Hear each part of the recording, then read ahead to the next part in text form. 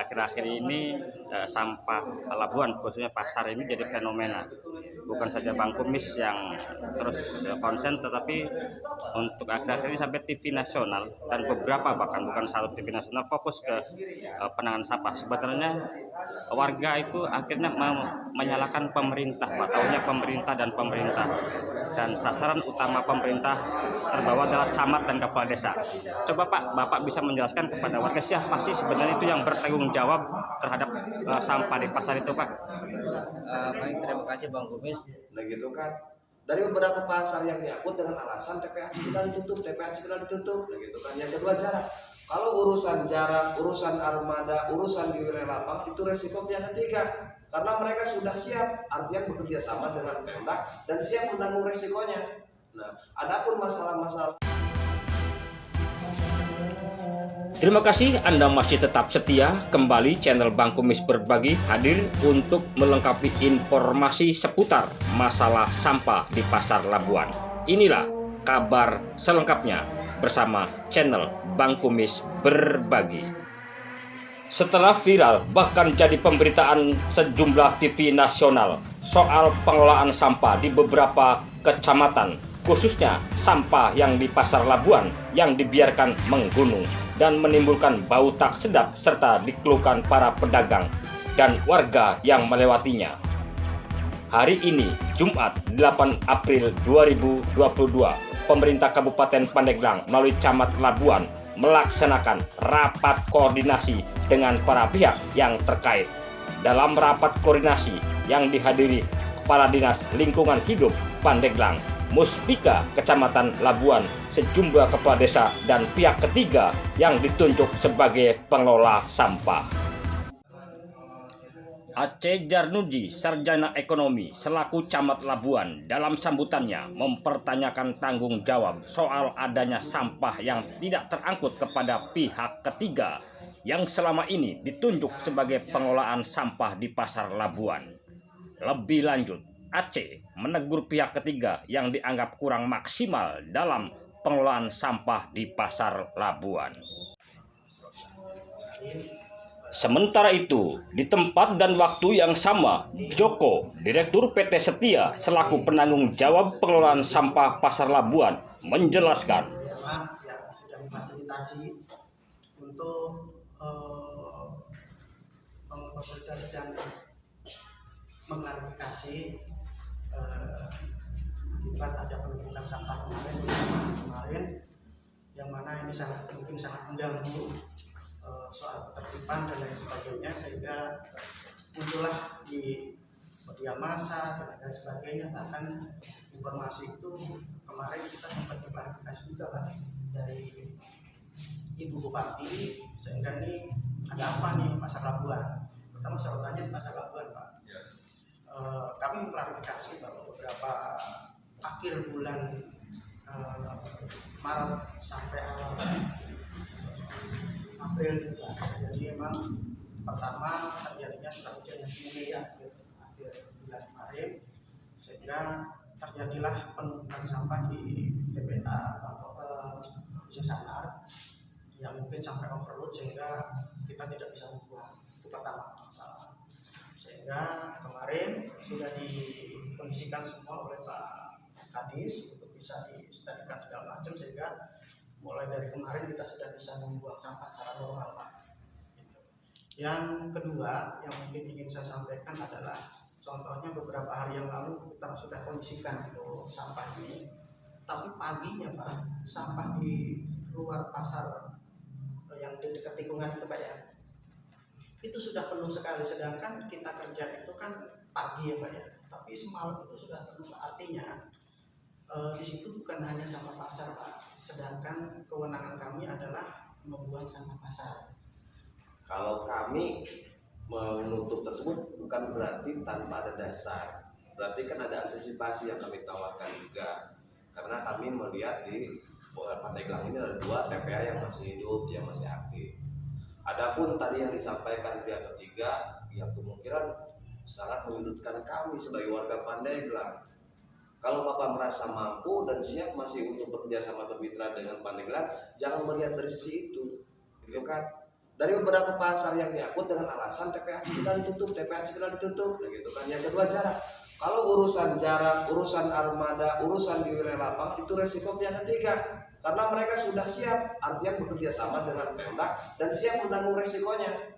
Nah, adapun masalah-masalah lain, taruhlah pembuangan sampah yang ada di malam hari, Bapak cari dong satu orang untuk jaga standby di situ, nah gitu kan, dan kerjasama dengan pihak UPT, ya patroli kasarnya di situ, gitu kan.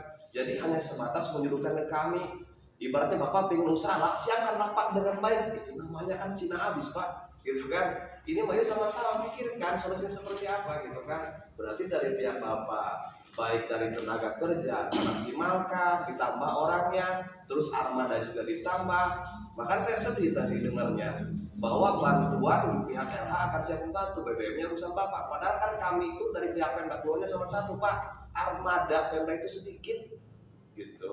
Tapi kalau toh minta turunkan lagi armada dari pihak LH, sama aja bohong namanya. Lebih baik yang ada pihak ketiga, nah gitu kan. Udah pihak ketiga mau keluar angkut aja dari Pandeglang, nah gitu kan. Tinggal serahkan, tinggal unsur Muspika dengan pihak LH bareng-bareng. Toh Muspika juga bisa ngambil PAD sebetulnya, nah gitu. Selamat siang Bapak. Selamat siang Bang Kumis, gimana kabarnya? Alhamdulillah sehat walaupun masih banyak sampah-sampah Pak ya, tapi tetap sehat Pak ya. Insya Allah nanti akan Nah, Pak Kadis, ini sangat menarik. Akhir-akhir ini sampah pelabuhan, khususnya pasar ini jadi fenomena.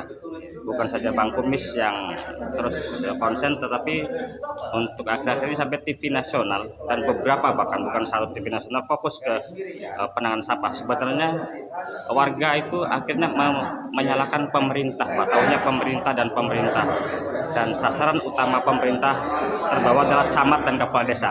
Coba Pak, Bapak bisa menjelaskan kepada warga siapa sih sebenarnya itu yang bertanggung jawab terhadap sampah di pasar itu Pak? Baik, terima kasih Bang Kumis. Memang masyarakat itu pasti cenderung menyalahkan pemerintah karena kita adalah sebagai pelayan. Seolah kita tidak memberikan pelayanan kepada masyarakat secara maksimal. Terkait dengan sampah yang di pasar Labuan, itu memang kita sudah bekerjasama dengan pihak ketiga yang merupakan kewajiban untuk pengangkutan itu adalah pihak ketiga, sehingga kami banyak fokus kepada sampah-sampah yang ada di pemukiman, yang ada di perumahan, dan itu juga bisa mendapatkan PAD buat pemerintah Kabupaten Pandeglang dari sampah yang ada di masyarakat. Jadi ketika sampah sudah dikelola oleh pihak ketiga, kami fokus kepada sampah-sampah yang dihasilkan oleh perumahan, ya, dengan cara memberikan pelayanan mengangkut sampah seminggu 2 kali dan masyarakat itu membayar retribusi kepada pemerintah daerah sebesar Rp15.000 per bulan. Tekniknya itu bisa memanfaatkan kepala desa, bisa memanfaatkan harga setempat, didata berapa orang yang akan melanggaran sehingga kami berhubungan langsung dengan RT tersebut, dan RT sebagai perpanjangan tangan kami.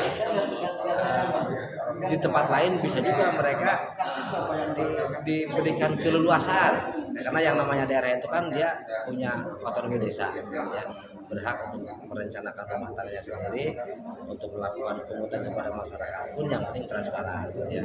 Jadi biasanya di tempat lain sampah-sampah yang dikelola oleh desa oleh RT itu mereka memberikan pungutan lebih kepada masyarakat dengan cara dimusyawarahkan terlebih dahulu uangnya untuk kas yang ada di RT yang ada di, sehingga setelah kami itu ke pemerintah daerah tetap per bulan Rp15.000 per keluarga. Jadi sampah ini kalau tidak ditangani secara bersama-sama oleh kepala desa, oleh masyarakat, oleh pemerintah, ini tidak akan selesai karena yang dihasilkan oleh masyarakat itu sangat banyak, sementara kami pun daya tampung di TPA itu hanya sedikit sekali, apalagi untuk perencanaan itu hanya 2 hektar.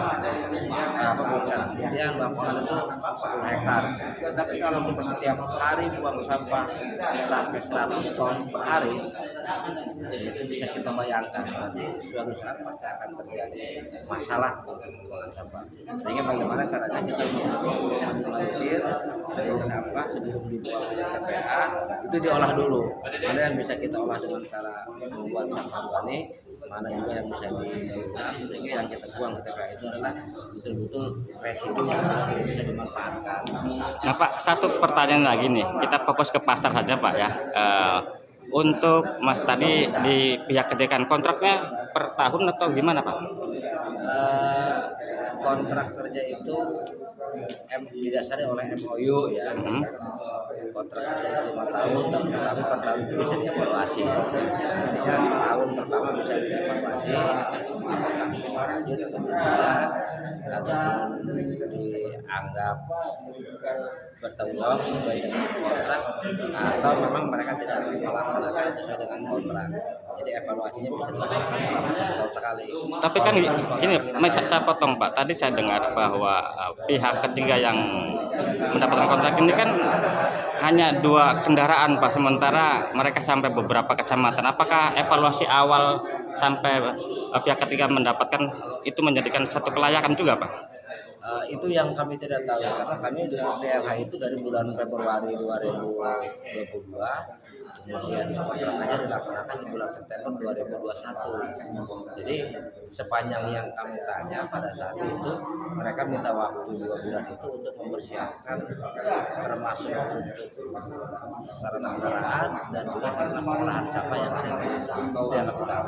Oke, terima kasih Bapak informasinya. Siap.